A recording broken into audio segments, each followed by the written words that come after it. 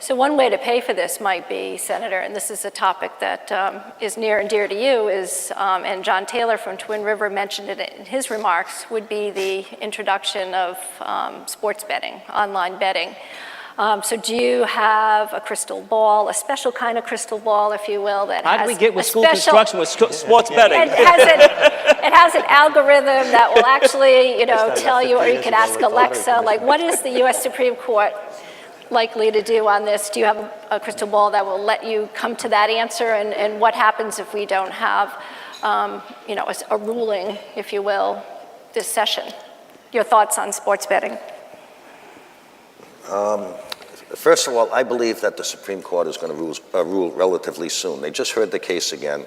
I was at a conference a couple weeks ago, and one of the seminars there, one of the workshops had to do with sports gaming, and they gave us a comprehensive overview of the case itself and what they felt, the experts felt was going to happen. Now, certainly you can't predict what any court is going to do, never mind the U.S. Supreme Court, but there was a feeling there that they were going to loosen their restrictions on sports betting in states.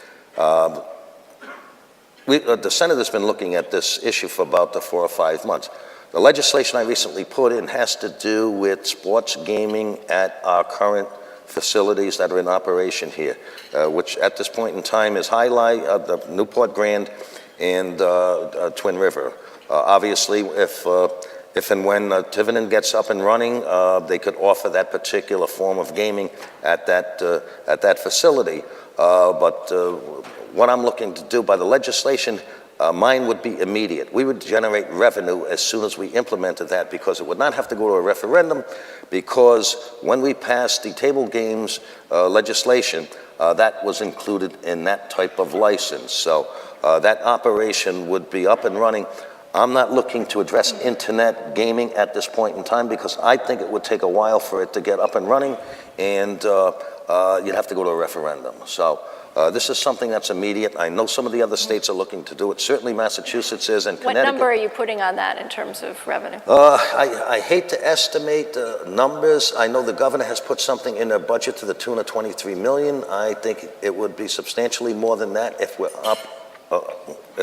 up and running by October. I don't want to put a number on it because it would be purely speculative at this time. But from the information I received, the Rhode Islanders per capita are the highest betting individuals in the country. So I'm optimistic. Do you believe that?